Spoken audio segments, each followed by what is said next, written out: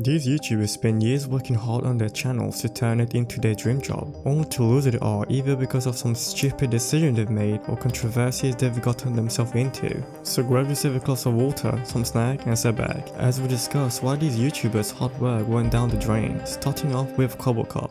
Kwebblekop went from getting 97 million views per month to 8.5 million views in just 1 year. But what caused him to lose 90% of his viewership in such a short period of time? Well, it's the result of some questionable decisions he made, but I'll mainly talk about the impactful ones, as some of the decline in his viewership was out of his control. Since he's a gaming YouTuber, his channel's relevancy is highly dependent on the game's popularity. But despite that, the mistake he made was really what hurt his channel. Kwebblekop, also known as Jordy, had been posting gaming content for well over a decade now.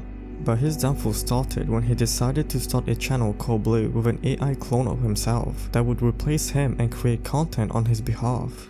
I'm kind of scared because I'm not sure if we'll actually regenerate, but let's just do it.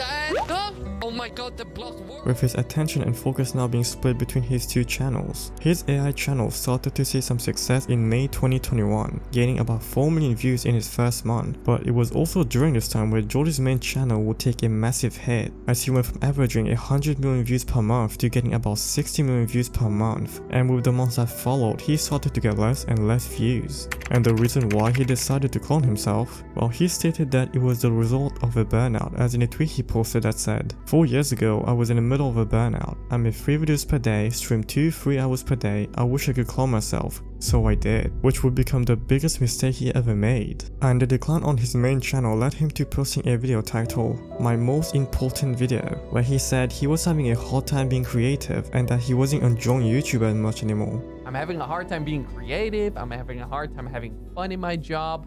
I'm having a hard time sleep. I'm always worrying about. Then he announced that he was quitting daily upload after 10 years, and he ended the video by saying he was only going to post high quality content that the audience wanted to see from now on. Now for the next 10 years, I will create quality videos. Not a single bad video will be uploaded on the channel, and I can promise you that. But unfortunately, Jordy didn't live up to his own words, as the video that followed were just him flexing the expensive thing he have, such as his dog, his expensive car and his 7.5 penthouse that he purchased. And it somehow got even worse as he decided to create an AI avatar of himself that looked and sounded like him.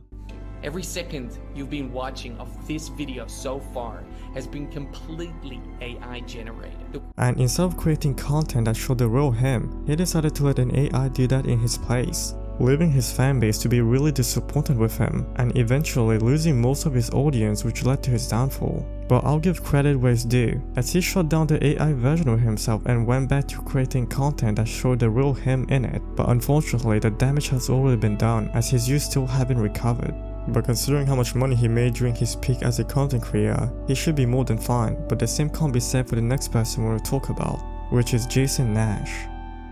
Jason used to be part of one of the most popular group on YouTube, which was the Vlog Squad, but when David Dobrik stepped away from YouTube after some serious allegations were made against one of the Vlog Squad members, the group subsequently vanished, and so did Jason's career. Jason started his social media career on Vine in 2013. Where he had a fair bit of success, but his big break came when he met David Dobrik in one of his stand-up comedy shows one night, and he told him he should start a YouTube channel. I was just doing stand-up one night at the Improv, and David was in the audience, and then he talked to me after. He's like, "Oh, you should come to YouTube," and I was like, "Oh, okay," and I was like, "I can't do YouTube. I'm like 43," and he was like, "Oh, why not? Like, just go do it." And he quickly gained a huge audience. At that point in time, he was on top of the world. But the one mistake Jason made was thinking that David was gonna stay at the top forever. And since he built his channel around David and the Vlog Squad, he had a hard time adjusting to being a solo creator, as he was always relying on someone else to be in his videos and never made his channel around himself. The truth of it is that his vlog did so well that's why my vlogs did well. You know, so I didn't put so much effort into my vlogs. I would just kind of slice of life, my lifestyle stuff, and then I put a lot of the focus on his vlog because that seemed to be like that was the thing that was feeding everything. After starting his own podcast on YouTube, and with David not being in the picture, Jason's views massively declining, and with such low view and income on YouTube, he knew he had to find something else to support his family and his lifestyle, and so he did. As nowadays, he can be seen begging on TikTok Live for money. One more, Mike! Go curse Question 4. He even openly admitted that if he wasn't in a financial hole, he wouldn't be doing TikTok. Now look, would I be on TikTok Live if I wasn't in like a financial hole? I don't know, probably not. He was even asked by his co-host why didn't he just get a regular 9-to-5 job, and his response was basically, I have no skill outside of this. It's kinda crazy to think someone like him who's been in the entertainment world for so long didn't even take the time to work on himself as a creator, and it's honestly really sad, but the downfall of the next person is just as sad, and that is Myth. Myth went from averaging millions of views per video to now only getting a couple thousand views with a massive subscriber count of 4.4 million. Myth started his career on Twitch in 2016 while he was still in high school, mainly streaming Paragon before transitioning to Fortnite in 2017. And in the later half of 2017, this is where his career as a content creator took off. Despite Myth being considered more of a Twitch streamer than YouTuber, there is no denying that even his YouTube viewership started to go down as well. Within just a couple of years, Myth went from averaging millions of views on his YouTube channel to now about 4 to 10k viewers. But if it seemed like he was on top of the world at one point in time, then what happened? I think I'm going to let Myth answer that himself. What caused this decline? What caused this initial descent in the community and in viewership? And genuinely, I think the main contributors to this were me not being able to keep up and kind of hold that position as being the Fortnite guy and being like successful and competitive. As you guys know, like I got a pretty laughable competitive history in Fortnite. I didn't do well. And there are a lot of things that have to do with that. You know, one of them being, I was young, man. I was 18 when all this was going on. I was super young, 18 or 19. And I was arrogant. You know, I got cocky. I had all this success. And I was like, I'm the man. You know, I'm doing this. I'm doing it my way. And this is great. Like, but when that happens, if you don't have the right, I'm not going to say the right people around you, but if you're in a position where like, you're just an arrogant ass teenager and you're getting all this success, it's gonna be easy for that success to slip out of your hands, I feel like, if you're not genuinely looking at yourself in the mirror and being like, hey, how could I improve? Who should I be listening to? But with that being the case, we had a decline in viewership. It happened. I had a really rough time dealing with, you know, the public words and public perspective, and being someone in this industry, you know, at the caliber that I was, there's a lot of people that have their opinions, and as much as you try to not let it get to you, it got to me, man. There are a lot of moments where I would be sitting staring at the fucking go live button and I would just cry. I would really break down.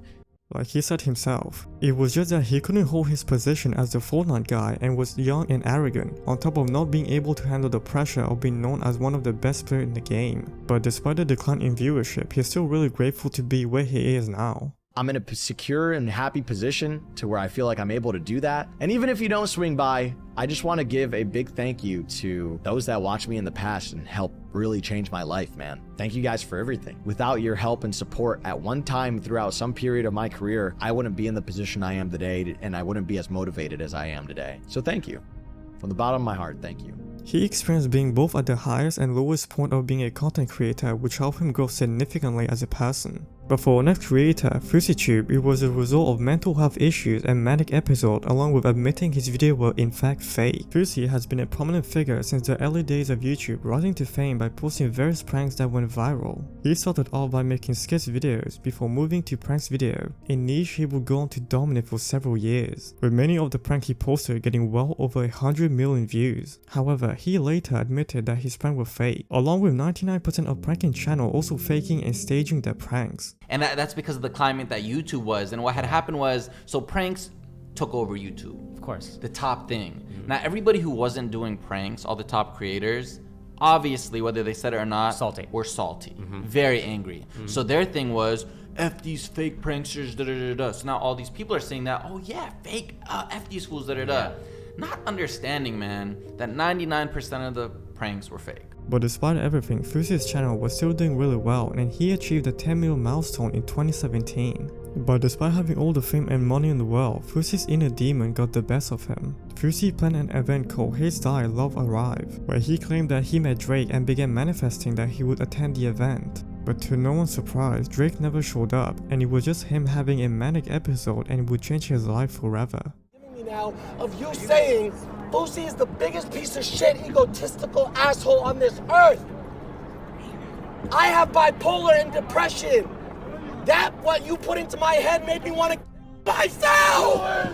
Following this, he took a break from social media in August and returned in December, with a post on Instagram saying he had suffered a very public and humiliating manic episode that was caused by coming off his medication and the use of ADHD drug Adderall. He later made his public return in September 2019, partaking in a YouTube boxing match against Slim, but his official return was in 2023 through streaming with Neon and Aiden Ross on Kick. But his return was a complete disaster, because almost every time he was featured in a viral clip, he got himself into more controversy than before. He even had a manic episode live on stream. He was arrested on his stream for calling the cops and faking having a gun held to his head.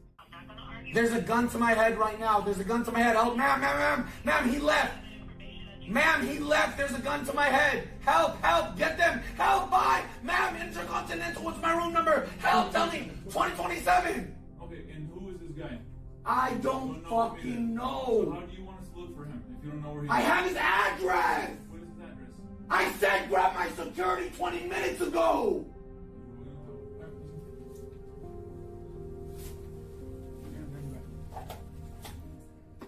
And he was sent to a mental health institution. His last YouTube upload was at the start of this year, promoting his livestream return while he's dressed up as the Joker, recreating the famous scene from the movie. But for our last and final person on this list is none other than Toby Turner, aka Tobuscus. If you are in your 20s and you were on YouTube around 2010, then you most likely came across Tobuscus' channel. He was known for his little trailer, goofy comedy, and video game music along with much more. It's safe to say that he's one of the true OG of this platform and definitely was part of a lot of people's childhood. He currently has 14.3 million subscribers and over 3.8 billion views across his free channel. But if it seemed like he was so successful, then what caused his downfall? It all started in 2016 when he was accused by one of his ex-girlfriends, claiming that he was a drug addict, a frequent cheater, domestic abuser, and even intoxicate her and have his way with her. Not long after, 4 other exes would come out backing up the claim of Toby being a substance abuser and cheater. But I do want to point out that during my research, I found no one that was able to provide hard evidence of the thing that they were claiming, and they were all just allegations. But unfortunately, whether these allegations were true or false, that's all it took for his reputation and career to be damaged permanently. And he did go on to address his allegation and receive a fair amount of support, mainly from fans that viewed him as their idol and felt like they had to support him. But Toby would stop uploading completely for around a year. But he still kept posting on his vlog channel, and judging by the views, it's safe to say that he lost his once loyal fanbase due to these allegations. And fast forward to today, his videos barely go past the 50k views. And it's not a stretch to say that his career as a content creator is officially dead and a thing of the past.